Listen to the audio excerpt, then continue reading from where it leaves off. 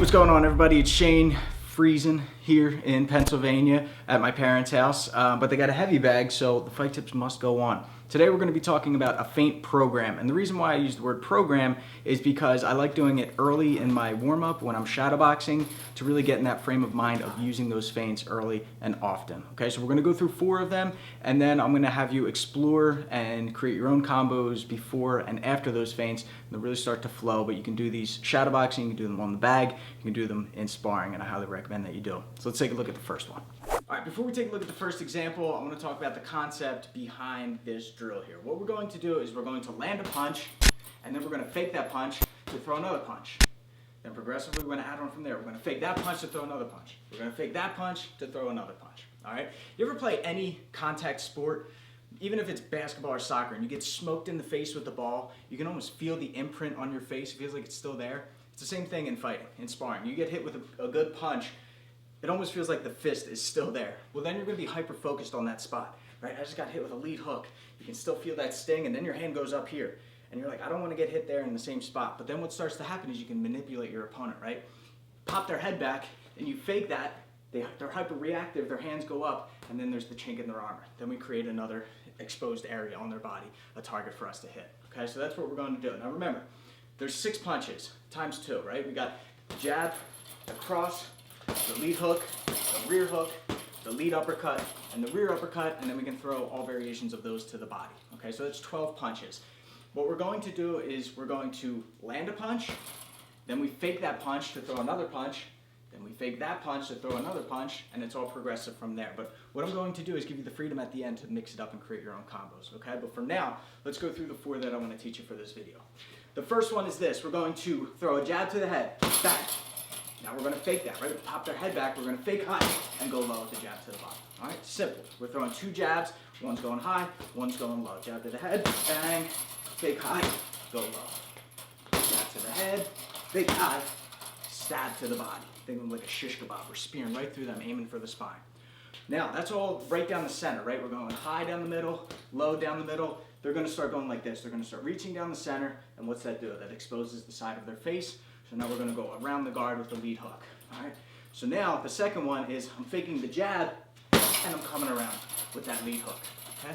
Once again, fake the jab, lead hook. So now when we combine them, it's jab to the head, fake high, go low, fake low, go high. Okay. So those are your first 2. Now, if you go watch Mayweather against De La Hoya when you do a little film study, notice how Mayweather does this against De La Hoya for the entire fight. He hits him with a jab, fakes the jab, goes lead hook. Right back to the jab. Right back to the jab, fake, lead hook. And he'll clinch up or whatever. But what he sprinkles in from there is our next one, number 3, is he'll fake the lead hook and fire off the right hand. All right? So now he's got De La Hoya thinking about the jabs. He's got him thinking about the hooks. Now he fakes the hook, right hand. Jab, stab it to the body, up to the head with the hook, fake the hook.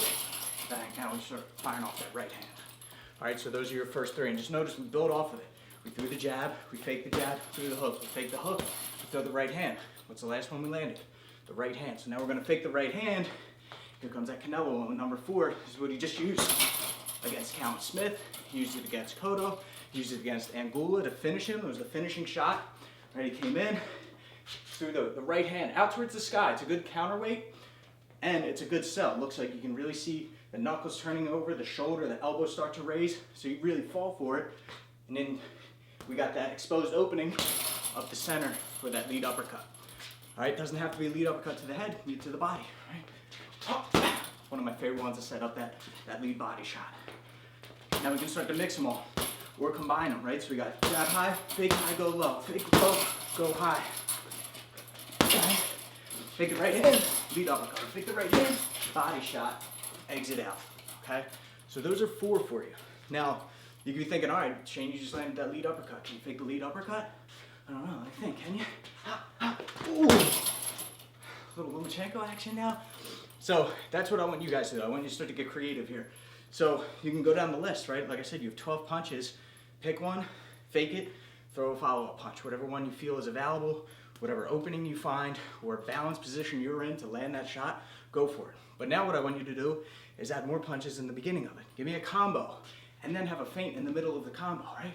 So maybe it's a jab, cross, hook, but maybe I fake the hook, so it's jab, cross, another cross. All right, give me another combo. 1, 2, 3, 2. Jab, cross, hook, cross. But maybe we fake that last cross and go with that Canelo uppercut.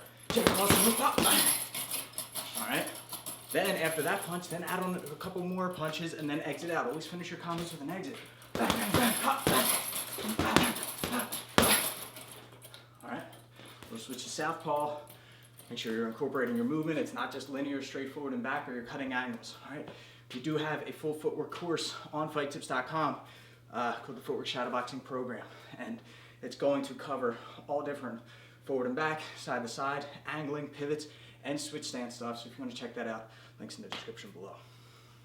All right, guys, there you have it. Make sure you're utilizing those feints early and often. You kind of have to get in that frame of mind, and that's why I shared this program with you. Don't forget that we have tons more drills like this on fighttips.com. If you sign up and become a member, the first 14 days are completely free. If you don't absolutely love it, you can cancel, and you won't get charged anything at all. But we have tons of courses on there, hundreds of drills. We have the MMA IQ Roadmap from Vince the Anomaly. We have the Hybrid Striking course, and then we also have a heavy bag course coming out as well. That'll be out early next year. And don't forget the Footwork Shadowboxing Program. So we cover a lot of this concepts, these theories here when it comes to fight training, and it's progressive for beginners all the way up to high-level pros. All right, so check it out. Links in the description below. Until next time, I'm Shane with Fight Tips for the Underdogs.